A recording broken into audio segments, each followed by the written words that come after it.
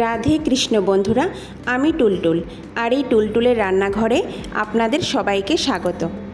আজকে আমাদের রেসিপি কড়াইশুঁটির কচুরি। আর এই কচুরিটা আমি আটা দিয়ে তৈরি করব। প্রত্যেকটি কচুরি ফুলবে বলের মতো, ফেটে যাবে না আর হবে খাস্তা। কয়েকটি টিপস ফলো করলে প্রত্যেকে এই কচুরিটা খুব সহজভাবে বানিয়ে নিতে পারবে। তাহলে চলুন আমি কিভাবে কচুরি তৈরি করছি দেখে নেওয়া যাক। সবার প্রথমে আমি এখানে চায়ের কাপ মেপে 2 কাপ পরিমাণ আটা নিয়ে নিয়েছি। এখন আমি 2 চামচ গলানো ঘি দিয়ে দেব। যেহেতু এখন ঠান্ডা তাই ঘিটা শক্ত হয়ে থাকে, তাই আমি আগে ঘিটা গলিয়ে নেব, তারপর দিয়ে দেব। 1 চামচ পরিমাণ সুজি দিয়ে দেব। সুজিটা অবশ্যই দিতে হবে।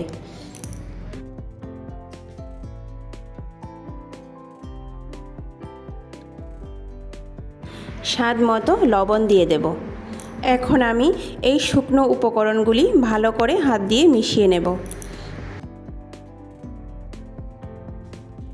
কিছুক্ষণ মেশানোর পর এইভাবে শুকনো আটা হাত দিয়ে মুঠো করে দেখবেন।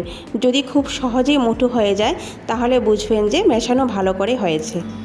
এখন অল্প অল্প করে জল দিয়ে একটি সফট ডো তৈরি করে নেব। এখানে কিন্তু কোনো রকম গরম জল ব্যবহার করব না। একসঙ্গে খুব বেশি জল দিয়ে আটা মাখবো না, অল্প অল্প করে জল দিয়ে আটা মেখে নেব। মনে রাখতে হবে আটা মাখাটা যাতে কোনো রকমভাবে শক্ত না হয়ে যায়। খুবই সফট করে আটাটা মাখতে হবে। মাখাটা যত সফট হবে কচুরিগুলি কিন্তু ততই ভালো হবে। আর মাখাটা যদি শক্ত হয়ে যায় তাহলে কচুরিগুলি ফেটে যাওয়ার সম্ভাবনা থাকে।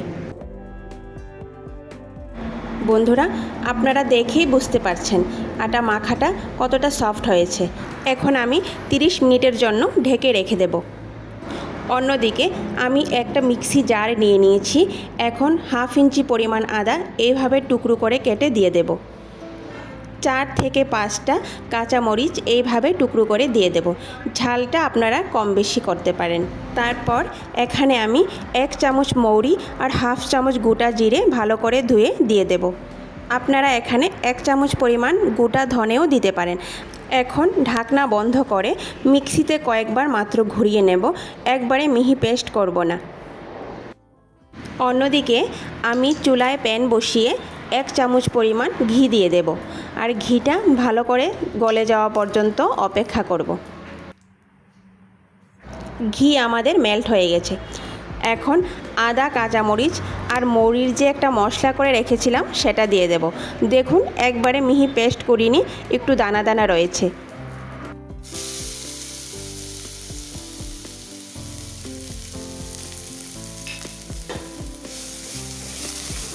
এখন এই মশলাটাকে আদা কাঁচামরিচের গন্ধটা যাওয়া পর্যন্ত ভেজে নেব।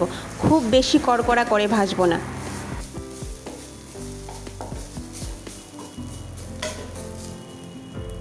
দেখুন মশলা আমাদের ভাজা হয়ে গেছে।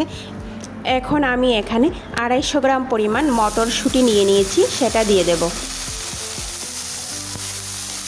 অল্প আঁচে মটরগুলি এখন হালকা একটু ভেজে নেব।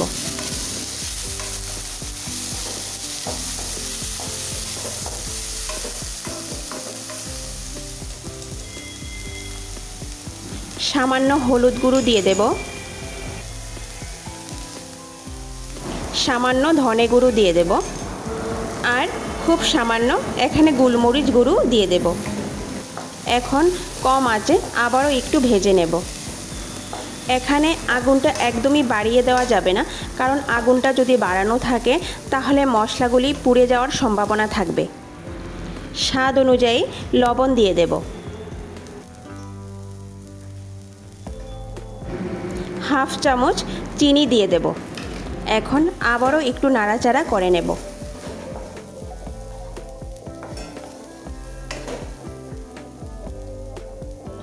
এখন চায়ের কাপে 1/2 কাপ পরিমাণ জল দিয়ে দেব। জল দিয়ে ভালো করে নাড়াচাড়া করে কম আঁচে 3 থেকে 4 মিনিটের জন্য ঢেকে রেখে দেব।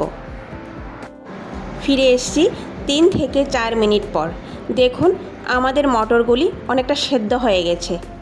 এখন আগুন বাড়িয়ে দিয়ে প্যানে যে এক্সট্রা জলটা আছে সেটা শুকিয়ে নেব। তারপর একটা গ্লাসের সাহায্যে আমি এই মটরগুলিকে একটু ম্যাশ করে নেব। আবার মিক্সি জারে দিয়েও সামান্য পেস্ট করে নিলে হবে। দেখুন আমাদের মটরের পুর তৈরি হয়ে গেছে। এখন একটু ঠান্ডা করে নেব। তারপর এইভাবে ছোট ছোট বলের আকারে তৈরি করে রাখব। আটার ডোটাকে আবারও একটু কয়েক সেকেন্ডের জন্য মেখে নেব। এইভাবে ছোট বলের আকারে তৈরি করে নেব।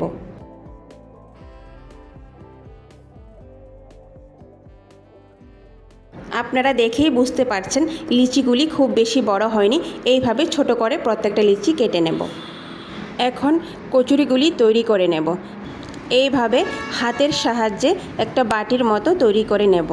বাটির মাঝখানটা ভারী আর সাইডগুলি পাতলা করব।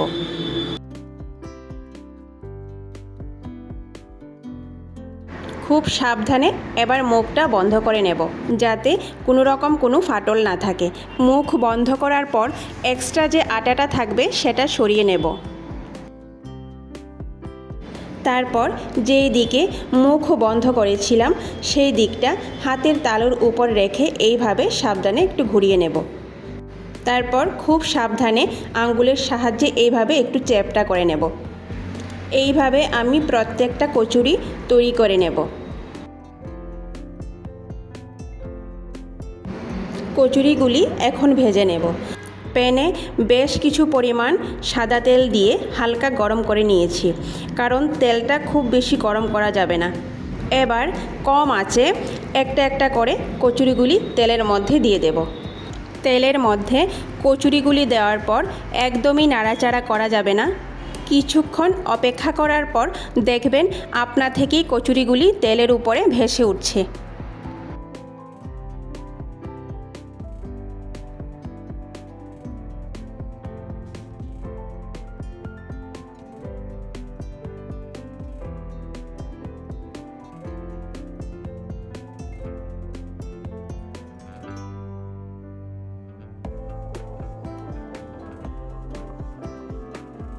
দেখুন কচুরিগুলি কিন্তু অনেকটা ফুলে উঠেছে।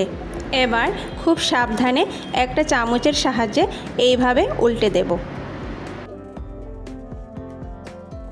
খুব কম আঁচে কচুরিগুলি ভাজতে হবে।